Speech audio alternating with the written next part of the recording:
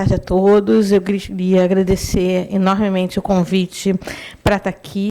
É uma honra verdadeira estar participando desse painel, porque, como eu estava comentando com o Paulo Brandi, eu fiz parte de uma das primeiras equipes da memória a trabalhar num projeto de final dos anos 80. Eu era estagiária do professor Oswaldo Porto Rocha, e depois voltei várias vezes para trabalhar com o Paulo e com a Lígia. Então, é um prazer poder estar aqui conversando com vocês. Com um tema um pouco espinhoso, mas que eu acho muito importante da gente poder comentar. Porque, quando me convidaram, o convite era para expor os projetos de transferência de suporte realizados pelo Arquivo Geral da Cidade. E aí eu poderia contar sobre como fizemos o portal do fotógrafo Augusto Malta, ou como estamos trabalhando 32 mil negativos que nunca tinham sido trabalhados pela instituição, e como estamos fazendo todo um resgate do legado da memória, do legado olímpico, todos os natos digitais das Olimpíadas, que são mais de 70 teras em documentos fotográficos e de imagens em movimento que o Arquivo Geral da Cidade recebeu, enfim. Mas eu achei que não era um momento para a gente conversar sobre isso, porque isso, de uma certa maneira, é um senso comum.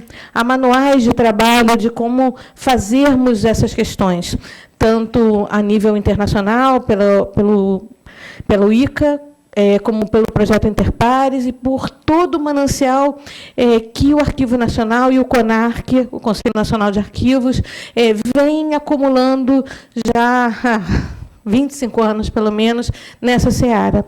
E eu achei que era o momento da gente trabalhar uma questão um pouco mais delicada, que é o momento que nós estamos vivendo, onde todos esses aparatos e todas essas normativas que garantem a validação e autenticidade do suporte nato digital ou digitalizado estão caindo por terra. E como nos posicionarmos frente a essa questão. Por isso que eu propus que nós compreendêssemos as formas e as políticas públicas de documentos digitalizados e natos digitais em curso.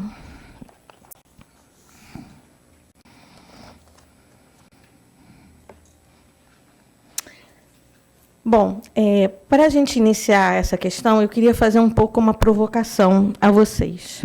Em junho desse ano, o colunista Rui Castro escreveu uma coluna lembrando do incêndio na gravadora Universal em Hollywood em 2008. E aí ele conclui dizendo que muitas pessoas poderiam pensar: e daí, diria você, já está tudo digitalizado? Sim, mas imagina a Madonna, ou a Mona Lisa, desculpe, desaparecer e só restar uma cópia digitalizada.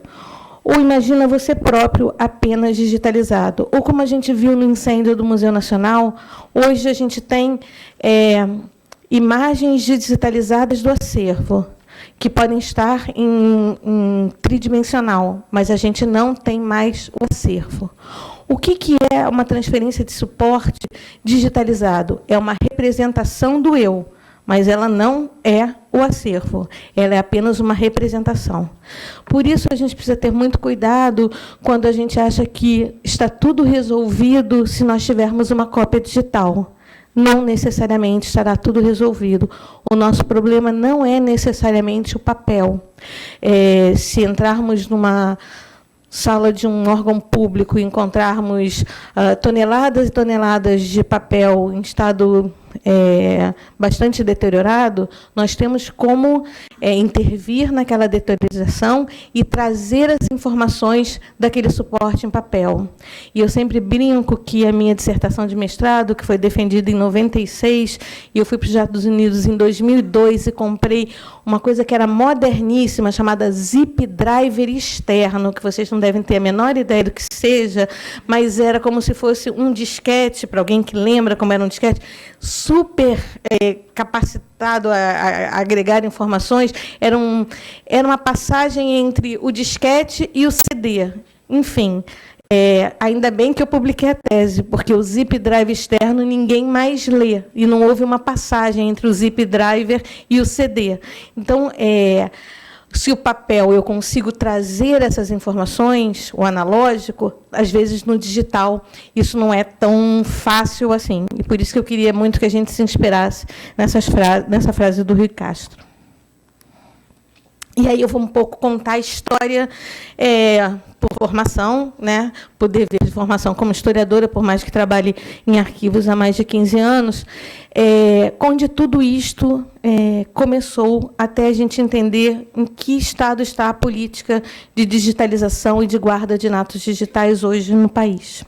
Então, em 2010, o Conselho Nacional de Arquivos, o CONARC, ele se posicionou contra um PLS, um projeto de lei do Senado, de número 146, de 2007, quer dizer, 3 anos depois do nascimento desse projeto de lei. E esse projeto de lei ele tinha a finalidade de dispor sobre a digitalização de documentos em mídia ótica ou eletrônica e prever a eliminação de documentos após a digitalização. É exatamente isso. É você digitalizar toda uma documentação e destruir os originais. 5 anos depois, o PLS que tinha sido arquivado, ele é misteriosamente desarquivado por um pedido do senador que o propôs, que é o senador Magno Malta, que não foi reeleito para o Senado. E, em 2016, ele foi apresentado uma redação substitutiva a esse PLS, que, pelos metadados, nós descobrimos que foi feita essa nova redação por uma firma de digitalização e apresentou ao senador, e ela possui equívocos muito graves, tais como ela altera a lei que dispõe sobre a elaboração e o arquivamento de documentos em meios eletrônicos, ela altera a lei de arquivos, e o Brasil é um dos primeiros países na América Latina a ter uma lei de arquivos, ela altera o Código Penal, ela disciplina o documento digital no Sistema Financeiro Nacional, ela altera o Código de Processo Civil e ela quer alterar a certificação digital no Brasil. Então, é um projeto de lei que vem para mexer com muitas das bases que hoje nós temos e que nos dão segurança na transferência de suporte, porque a digitalização nada mais é do que a transferência de suporte. Em 2016, a CCJC do Senado fez uma reunião ordinária, aprovou esse substitutivo de nova redação do PLS, feito por uma empresa de digitalização, aprovou como procedente e mandou esse PLS para a Câmara. E esse PLS ganhou um número de PL 7920 de 2017. E aí eu queria um pouco comentar com vocês quais são os equívocos que esse PLS 146 ele tem, porque são os mesmos equívocos que vão estar no PL 7920, já que ele é uma cópia do que vai para a Câmara. A eliminação dos documentos públicos ela só pode ser autorizada após um processo de gestão de documentos. E é isso que a Lei 8.159, a Lei de Arquivos, garante ao poder público brasileiro nas 3 esferas, federal, estadual e municipal, sendo que o Rio de Janeiro tem a sua Lei de Arquivos em 2002. Nós somos um dos primeiros municípios a ter uma Lei de Arquivos. Pela gestão documental, você separa, porque, para um historiador, a vontade de guardar é tamanha, e a gente lembra do conto do Borges, que é impossível se guardar tudo, né? Então, a gestão documental é aquele momento em que, por parâmetros técnicos, nós fazemos um recorte na documentação, estipulamos o que tem o caráter permanente, e deste conteúdo se faz a preservação dessa documentação. E essa documentação só pode ser, a documentação que não ganha o caráter permanente, ela vai ser destruída de forma mecânica e nunca por incineração, porque isso é um crime ambiental, né? O PLS e o PL não garantem isso, eles querem a destruição dessa documentação, sendo permanente ou não, a partir da sua substituição por um digital. Ao legalizar essa destruição dos documentos originais após a sua digitalização, se perde a garantia da autenticidade dos documentos públicos e poderá, enfim, ser duvidosa. Se a gente tiver qualquer problema na hora da digitalização e você não tiver mais o original para fazer a contraprova, você não tem mais como garantir a autenticidade do que está ali. Ou, como eu estava brincando aqui com o senhor mestre de cerimônias, se por acaso você tem um imóvel e agora você só tem o registro do seu imóvel no cartório de forma digital, se um hacker entrar ali e dizer que aquele seu imóvel agora me pertence, eu posso acioná-lo de que você está na minha casa há X anos e cobrar de você esses aluguéis desses anos todos que você não está me pagando. Ou seja, você não terá nenhum documento que prove que aquele imóvel não é meu, é seu. É disso que a gente está falando, de uma fragilidade da justiça frente a essa destruição dos originais. O PL 7920, se ele for aprovado, ele vem embasado numa série de premissas que são muito caras a uma política atual que fala em redução de custos, aumento da transparência, aumento da acessibilidade à informação, sustentabilidade ambiental, facilidade do manuseio de recuperação e redução do espaço físico para os arquivos. Isso tudo é uma falácia quando nós analisamos sobre o pretexto da gestão de documentos e da preservação a longo prazo e preocupações relativas à presunção de autenticidade dos documentos. Ou seja, o que eu vou tentar mostrar a todos vocês, e eu acho que o Alex Hollander, que esteve antes de mim, que está aqui, deve ter caminhado por essa direção, vou tentar mostrar a vocês que tudo isso é uma falácia. O PL 7920, ele permite que empresas privadas e cartórios realizem operações como a digitalização e a certificação de documentos públicos. Ele onera ainda mais os cofres públicos e, por serem empresas privadas lidando com documentos públicos, não apresenta a mesma garantia e segurança quanto as atividades são realizadas por servidores públicos e especialistas na gestão de documentos. Então, o que eu estou dizendo é que eu estou terceirizando uma área de segurança, porque informação, hoje em dia, é segurança, para uma área privada, dizendo que isso é uma garantia de economia, o que não é verdade, isso é uma garantia de onerar esse serviço. A existência de documentos digitais imputa a necessidade de um investimento, de uma preservação em ambiente tecnológico de produção, gestão e recuperação e preservação desses digitais. Então, eu volto a dizer, o papel não é o nosso problema. Garantir a segurança do digital é garantir um investimento constante nos arquivos, e quem trabalha nos arquivos públicos pelo país afora pode ter a certeza de que é muito difícil a gente ter essa constância de investimento que a preservação digital nos impõe que exista, né? Não estou dizendo aqui que nós, historiadores e arquivistas, somos contra o digital. Muito pelo contrário. Nós somos fartamente a favor dos digitais, não é, Alex?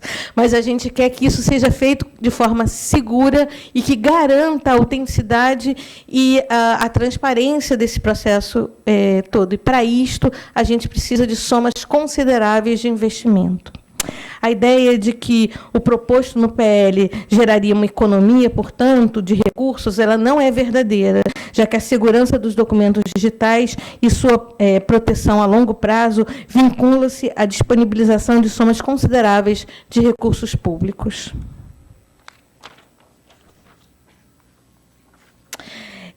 Esse PL também, ele quer alterar a Lei 2.682. Isso é um momento muito importante da gente entender que é uma lei de 2012 do governo Dilma. Essa lei dispõe sobre a elaboração e o arquivamento de documentos em meios eletrônicos. Depois que o PLS de 2007 foi arquivado, houve uma tentativa ainda das pessoas que fazem um grande lobby para que esse PLS ou PL venha a acontecer, de interagir quando se estava fazendo a promulgação desta lei de 2012, que fala sobre os arquivamentos. A lei apresenta de forma clara e objetiva que documentos originais não podem ser descartados mediante o processo de digitalização. Essa lei só ficou clara, transparente e segura pela ação dos conselheiros do Conselho Nacional de Arquivos e dos técnicos do Arquivo Nacional que, junto à Presidência da República, conseguiram expor ao corpo político o quão frágil poderia se tornar essa lei se os pressupostos de garantia da autenticidade e da guarda não fossem mantidos. E aí, esses artigos que iriam em sintonia com o PLS foram retirados, o que garantiu para nós uma lei de arquivamentos de documentos em meios eletrônicos bastante segura. E é por isso que o projeto de lei 7920 quer, entre uma das legislações a alterar essa lei de 2012.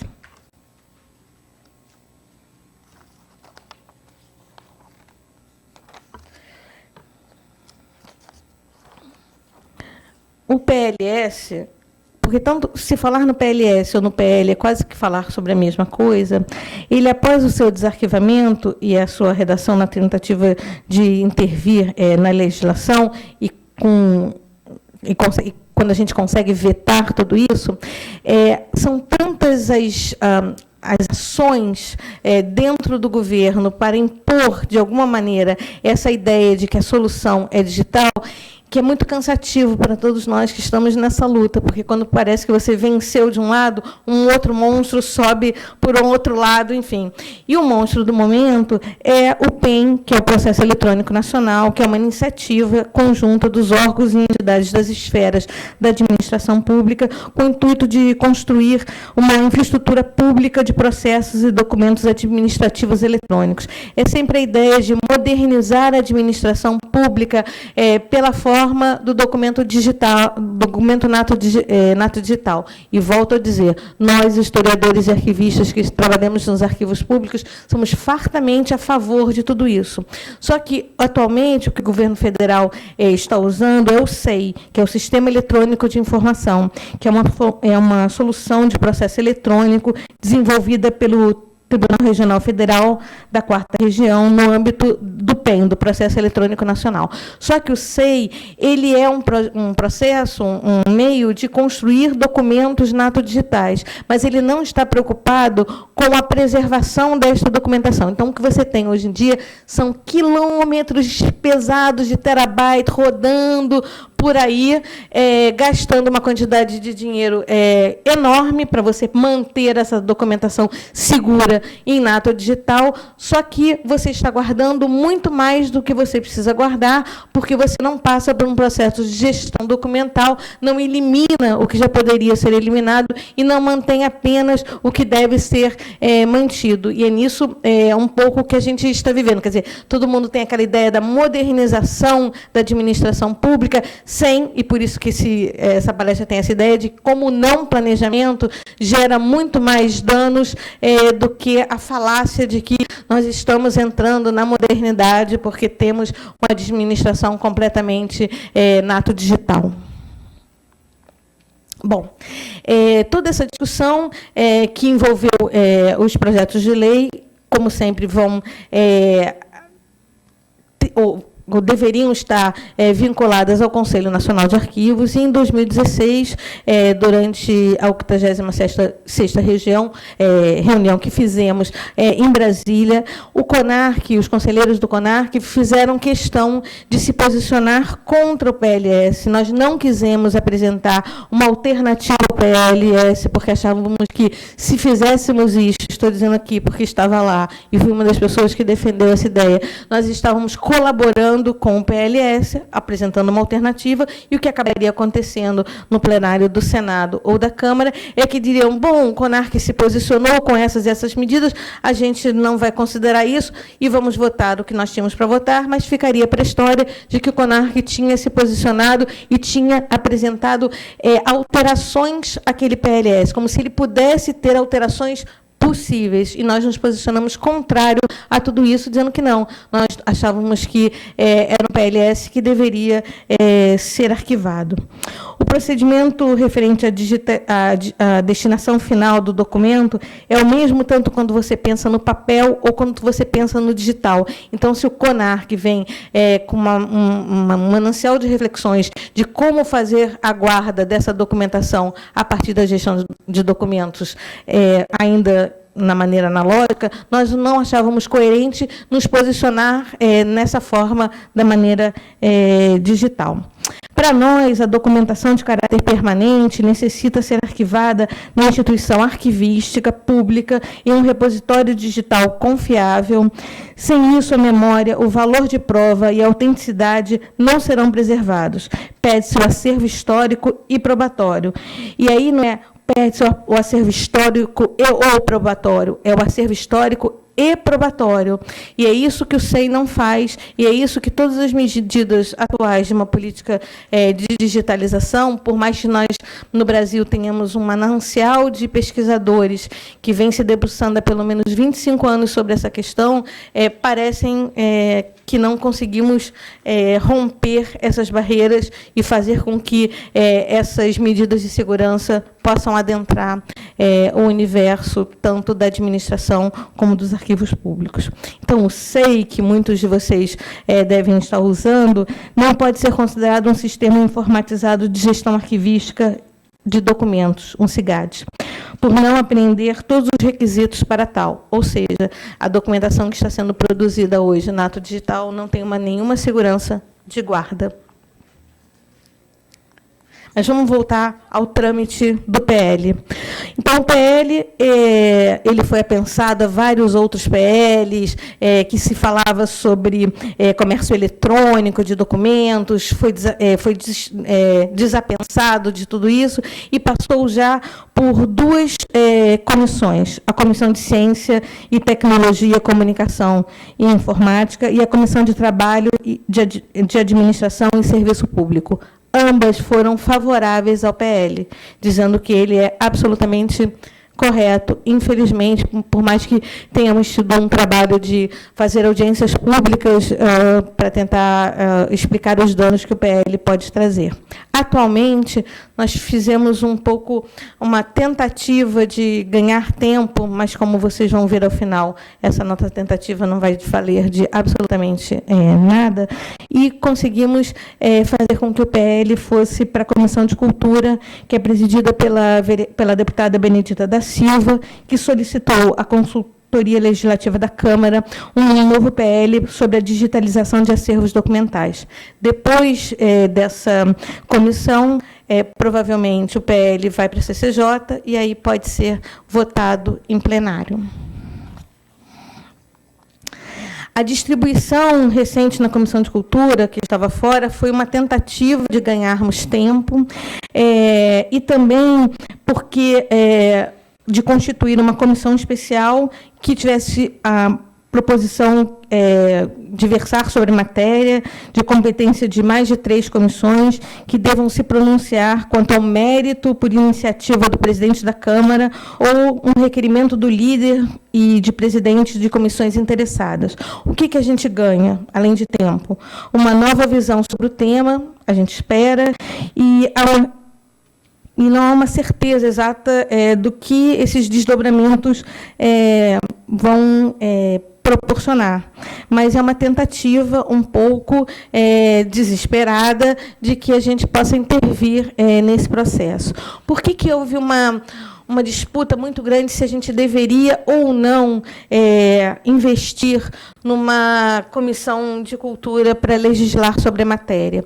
Porque já há pelo menos 20 anos, desde que o Arquivo Nacional, durante a presidência do presidente Fernando Henrique Cardoso, foi para a Casa Civil da Presidência da República, que os arquivos vêm lutando para sair das secretarias de cultura ou nos governos estaduais e municipais. Porque, para nós, os arquivos não são equipamentos de cultura, mas nós somos um apoio à administração pública pela via de gestão de documentos. Nós podemos fazer atividades culturais, mas a missão maior dos arquivos não é estar vinculada ao legado cultural. E, para muitos de nós, passar por uma comissão de cultura na Câmara, numa matéria tão importante como essa, poderia vincular novamente os arquivos a essa ideia de que nós estávamos vinculados à pasta da cultura.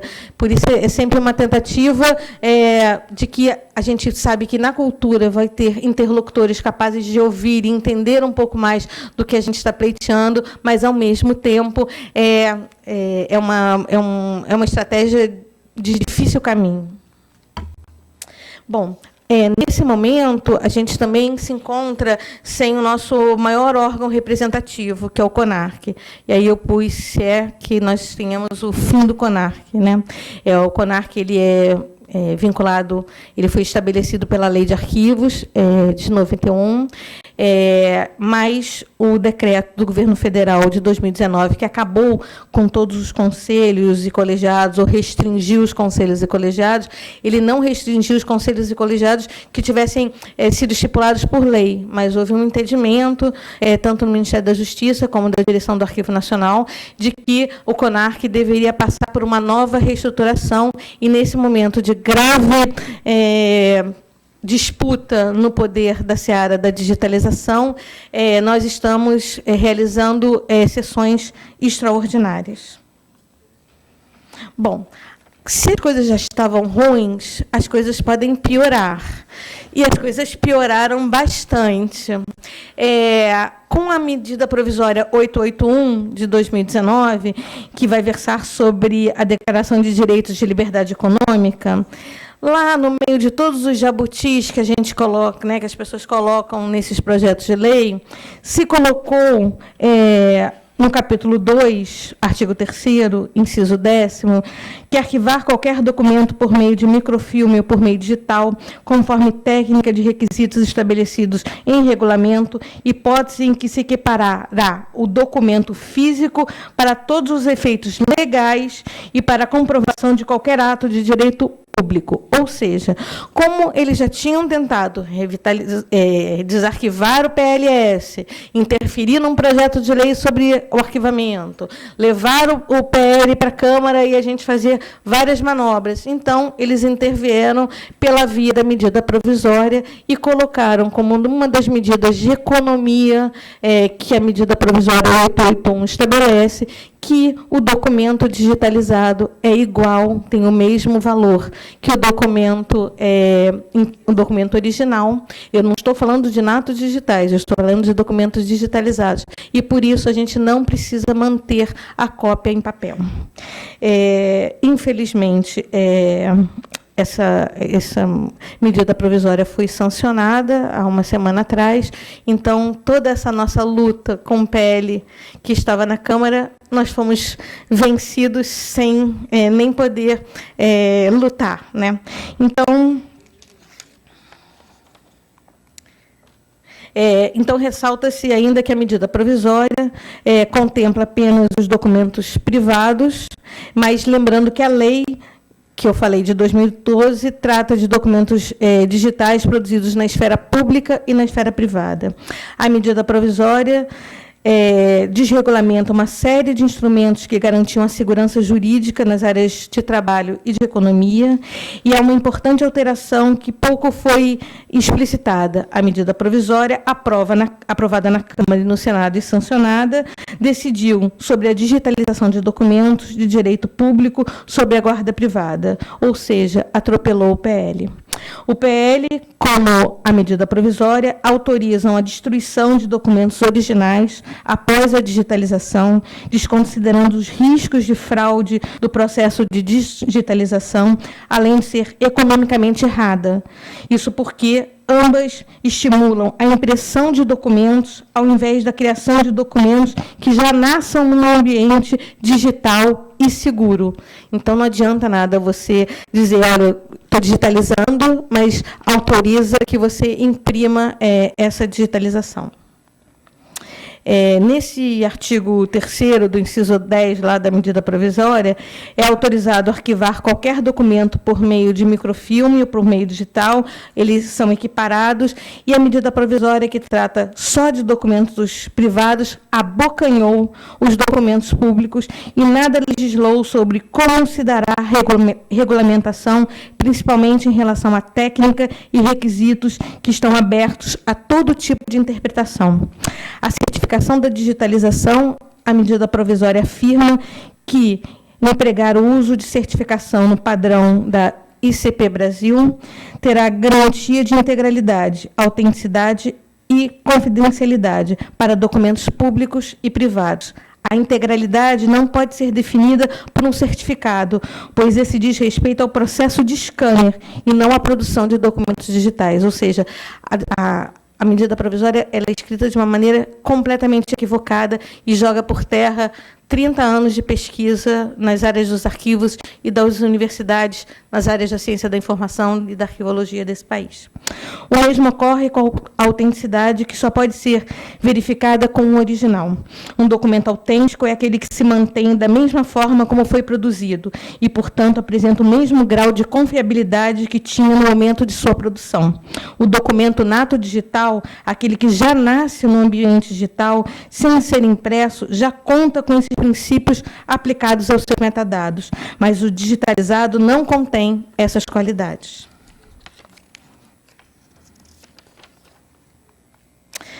E aí, um pouco para a gente reforçar os erros da medida provisória, no âmbito dos documentos públicos, a lei de 2012, que regulamenta a digitalização, ela trata dos documentos públicos e privados compostos por dados ou imagem. A medida provisória afirma que, após a digitalização, constatada a integralidade do documento digital, nos termos estabelecidos por um regulamento que ninguém diz aonde está, o original poderá ser destruído, ressalvados os documentos no valor histórico, cuja preservação observará o disposto na legislação específica, que a gente não sabe qual é.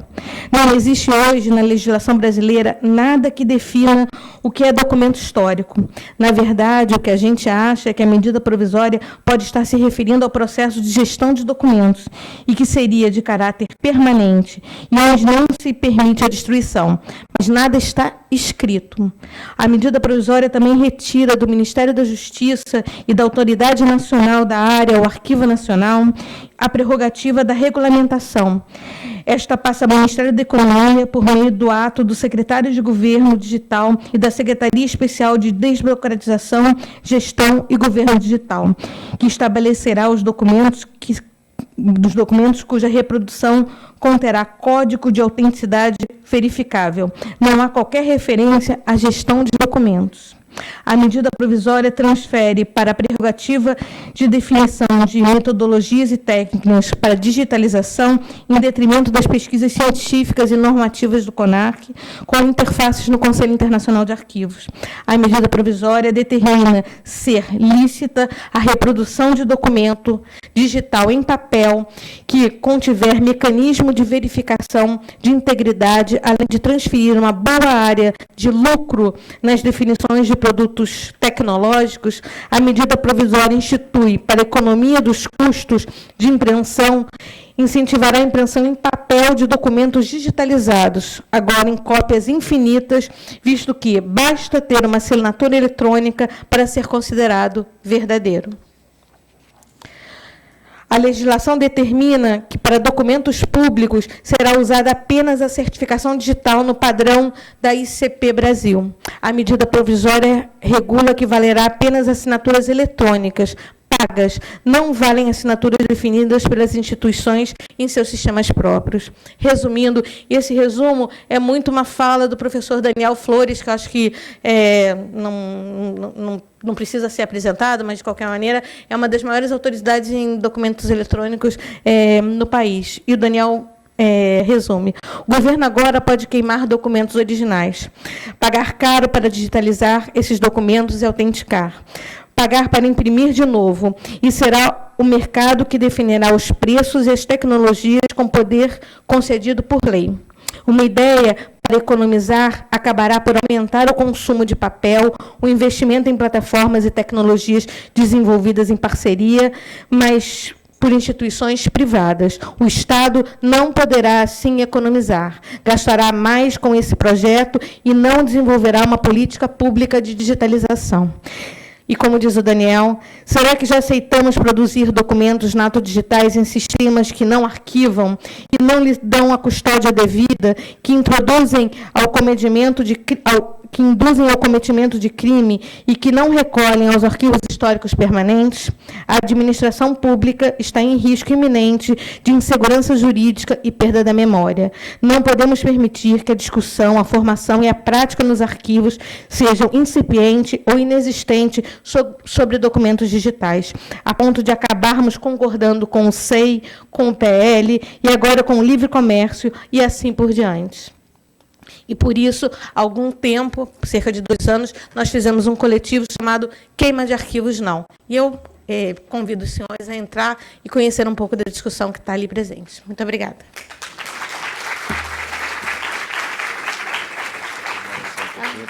Sessão. Som, obrigado. Abrindo, então, para perguntas novamente, temos uma aqui. E gostaria de lembrar às pessoas que estão nos assistindo no Facebook que podem encaminhar suas perguntas também. Estamos à espera de vocês. Próxima pergunta, por favor. Boa tarde, meu nome é Alex. Parabenizar a Bia pela excelente apresentação. E nos causa uma certa tristeza e revolta ver aí que anos e anos de luta e batalha, tentando resistir, tentando, enfim, e ver que parte desse trabalho não deu absolutamente em nada. Quando nós já discutíamos, já falávamos que por mais que nós nos esforçássemos e embasássemos tecnicamente nos nossos argumentos, bastava uma vontade política, uma canetada, e que tudo ia por água abaixo, como infelizmente aconteceu. A luta contra a digitalização de substituição, e enfatizando aí o que a Bia deixou muito claro e falou muito bem, não é que os arquivos sejam contra a digitalização ou o uso de tecnologia, muito pelo contrário. Quem me conhece o pessoal do Arquivo Nacional, sabe o quanto a gente estuda e se debruça, assim como outras instituições, o próprio Arquivo Público, o Arquivo Municipal, lutam e estudam com relação ao tema.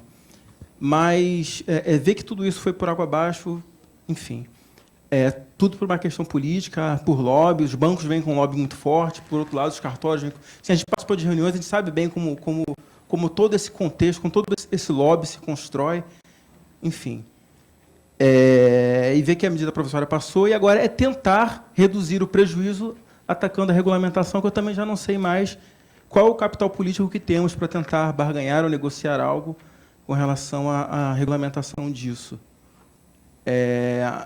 Enfim, as propostas de regulamentação que eu pude ver são coisas assim absurdas. O próprio PL era absurdo, o texto da medida provisória é absurdo. Ele fala de questões de verificação de integralidade, coisas que operacionalmente são impossíveis de você fazer. Você imagina numa produção de documentos em escala fabril, como os bancos e instituições do tipo, produzindo documentos em larga escala, digitalizando documentos em larga escala, como é que eles vão dar garantias de alguma coisa? Eu, pessoalmente, não consigo ver uma metodologia, uma tecnologia que dê conta disso. E partindo também, seguindo o mesmo caminho, com relação ao que foi a digitalização de substituição, nós temos agora uma outra questão, que é o SEI. Muito embora todo o esforço do Arquivo Nacional e do CONARC para tentar desenvolver uma norma que desenhasse requisitos mínimos para a concepção de um sistema que, de fato, fizesse uma gestão arquivística de documento, aí vem o governo e a revelia de tudo isso vai e institui algo que, enfim, como acho que todo mundo aqui que é de arquivo sabe, que contraria bastante as nossas boas práticas, o que estudamos, o que ensinamos, enfim. Nós temos aí a questão da digitalização de substituição, mas não temos repositórios digitais confiáveis, não se fala disso, não se fala em certificação, não se fala nada. Então, a gente vive num momento em que as instituições vão digitalizar, vão guardar aonde, vão guardar como, também não tem nada definido quanto a isso. E, por fim, prevalece sempre a questão, né, a política versus a academia, versus a ciência, versus a técnica, onde a vontade política sempre prevalece sobre todas as outras. Enfim, é só um desabafo aqui e dizer que, apesar de tudo, estamos na luta, né? Enfim, vamos ver o que a gente consegue tirar de bom disso daí. Não sei se tem mais. Próxima pergunta, por favor. Senhores, ali. Oi, Beatriz. Bianca, da Fundação Casa de Rui Barbosa. Também quero parabenizar pela sua palestra. Acho que é um momento muito oportuno para a nossa área refletir sobre a questão política. Então, pensando que o CONARC tem essa questão desse decreto que enfraquece. Não extingue porque a lei de arquivos não foi extinta, né? Pelo menos é a nossa interpretação. A AB foi extinta.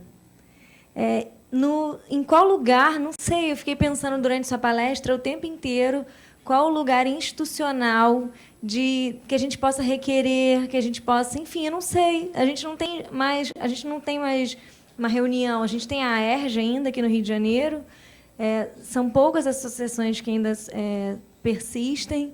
Qual o lugar político da nossa fala? Enfim, eu não sei se você pensa em alguma coisa, eu não consegui pensar em lugar nenhum durante a palestra. E queria, depois, só para completar, assim, lá na Fundação Casa de Rui Barbosa, a gente foi obrigado a implantar o SEI também. E nós, infelizmente, tivemos que implantar, mas nós não abrimos mão dos requisitos arquivísticos, nós conseguimos. Então, quem quiser ter conhecimento, nós conseguimos, a gente continua mantendo. A gente tem um arquivamento, mas não usa o SEI para isso. Então, temos controles externos ao software para não perder os requisitos arquivísticos. Então, a gente conseguiu vencer. A nossa resistência foi implantar obrigados, mas resistindo sem abrir mão dos princípios arquivísticos.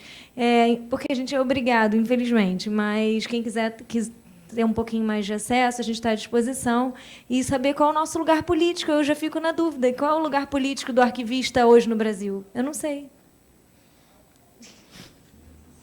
Mais alguém? Bom, eu vou... sim. Vamos tentar sistematizar. Quais são os ganhadores? Quem está ganhando? Quem está perdendo, nós já sabemos. Quem está ganhando são Projetos desse tipo. as firmas de digitalização e os cartórios. Beatriz, tudo bem? Tudo bom, Jorge?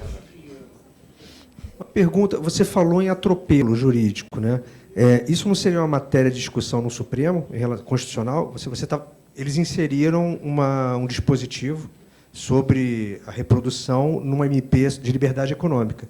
E você disse para a gente que tem uma lei ainda com análise em andamento, né? Isso não configuraria um atropelo a ser apreciado do ponto de vista constitucional? Então, eu vou tentar juntar a sua fala com a fala da Bianca. O Alex é um companheiro de luta, de trincheira. Estamos juntos já há bastante tempo.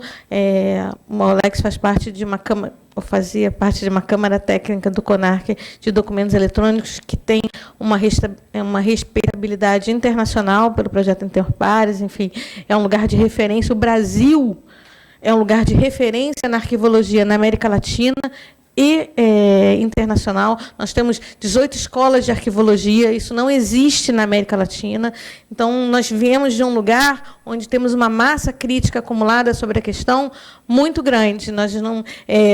Vários países da América Latina se espelham na trajetória do Brasil para construir a sua trajetória. Então, a gente não vem de um lugar qualquer, a gente vem desse lugar, que é um lugar bastante sólido e constituído. Eu também queria muito fazer um agradecimento de público aos deputados e senadores do Rio de Janeiro, que, na época que o PL estava tramitando no Senado e depois na Câmara, foram solidários conosco, fizeram audiências públicas na Câmara, onde nós estivemos para expor e fazer um debate. E também mesmo a presidência da Câmara, que se mostrou muito próxima de nós e tentou, e acho que até a gente ter conseguido fazer o projeto entrar numa comissão de cultura se deve diretamente à presidência da Câmara, que nos ajudou nisso. Até, enfim, o Brasil, como o Sérgio Buarque de Holanda definiu muito bem, é um país de onde os encontros pessoais são muito favoráveis e o prefeito César Maia é alguém que é muito próximo da área arquivística, enfim, tem sempre tentado nos ajudar. Não é um atropelo, porque, assim, como estava correndo o PL e a medida provisória foi feita, então, passou-se o que tinha que passar pela medida provisória. A gente pode tentar fazer alguma regulamentação pelo PL. Eu, Bianca, muito sinceramente, já não mais acredito nisso. Não acho, de maneira alguma, e vou morrer dizendo isso, que o CONARC tenha agido erroneamente e devia ter feito uma sugestão ao PL. Não, eu acho que nós agimos da maneira mais CONARC que sempre fomos. A gente fez o nosso papel, a gente não compactuou com o PL e a gente não apresentou medidas de transformação do PL, porque não acreditamos que existissem qualquer PL, qualquer substituição possível. Agora, esse lugar do político, assim, eu sou, às vezes, uma professora universitária que estou lá no PPG-Arc da Unirio e tal. Quando as escolas de arquivologia eram muito próximas do departamento de História, havia uma grande politização dos alunos e dos arquivistas que se formavam. Quando esse afastamento se deu e há uma aproximação muito mais da ciência da informação, essa politização também vem sofrendo bastante. E que eu acho que, em último grau, agora em novembro, vai ter uma semana de arquivologia em Florianópolis, que eu vou estar e o Daniel Flores também vai estar. A fala do Daniel é uma conversa que tivemos uma certa vez, que ele vê isso num grau muito maior, que alguma coisa como esta aqui pode acabar os cursos de arquivologia no país, porque assim não vai se por que formar arquivistas para fazer a gestão se a gestão já não está mais existindo. Quer dizer, em último grau vai se poder ter um software que vai resolver tudo isso no digital. Então assim eu preciso que os arquivistas também entendam esse momento e sejam capazes de se organizar como em 78 foram capazes de fazer a AAB, né? Onde tinham historiadores, bibliotecários, arquivistas, enfim. Eu acho que é um momento. Acho que as lutas são muitas hoje e nós estamos lutando em várias frentes, nas nossas instituições e nesses projetos de lei, e nem sempre conseguimos dar conta de tantas lutas. O que eu quis fazer nesse debate, eu sempre acho assim, que é um debate que deixa a gente meio down, né? Putz, que sabe, como é que a gente caiu nisso? Mas eu acho que é importante, porque assim, às vezes, a gente trata muito da digitalização. Por exemplo, se você pega a experiência da Brasiliana Fotográfica, que o arquivo faz parte, o Arquivo Nacional faz parte, a Casa Revista faz parte, a Brasiliana Fotográfica é um momento glorioso de você juntar várias instituições com financiamento do Instituto Moreira Salles e a Biblioteca Nacional num software.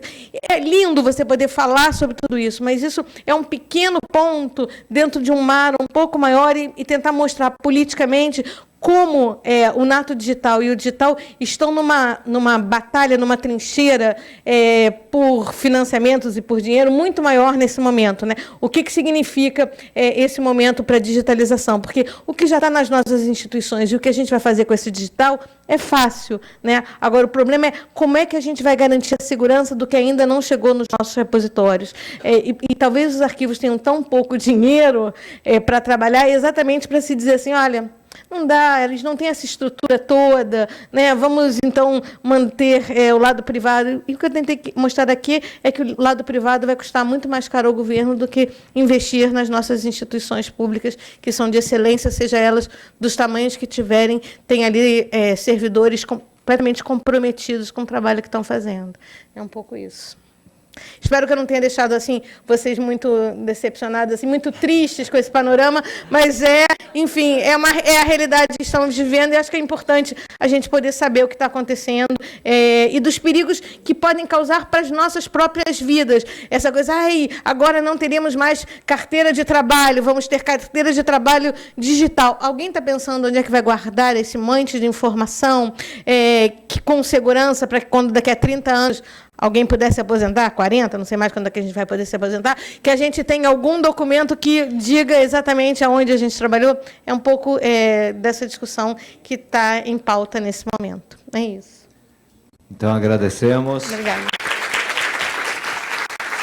A presença de Beatriz Cuxineiro, obrigado.